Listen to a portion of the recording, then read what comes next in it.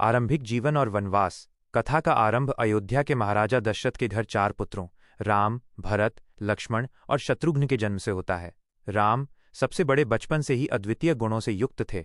उन्होंने महर्षि विश्वामित्र के साथ जाकर राक्षसों का संहार किया और जनकपुरी में शिव का धनुष तोड़कर मिथिला की राजकुमारी सीता से विवाह किया।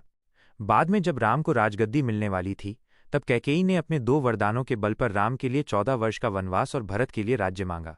पिता के वचन की रक्षा के लिए राम ने सहर्ष वनवास स्वीकार किया। उनकी पत्नी सीता और भाई लक्ष्मण ने भी उनके साथ वन जाना चुना।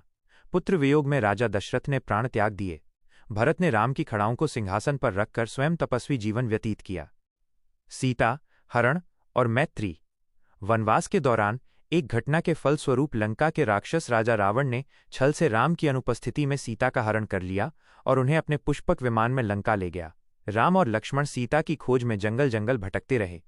इसी दौरान उनकी भेंट हनुमान और वानरों के राजा सुग्रीव से हुई। राम ने सुग्रीव को उसके भाई बाली के अत्याचार से मुक्त कराया और उसे किष्किंधा का राज्य वापस दिलाया।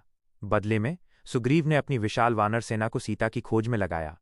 हनुमान जी ने अपनी अद्भुत शक्तियों का प्रयोग करके विशाल समुद्र को लांघा, लंका पहुंचे, अशोक वाटिका में सीता को खोजा, उन्हें राम का संदेश दिया और अपनी शक्ति का परिचय देते हुए लंका में आग लगाई।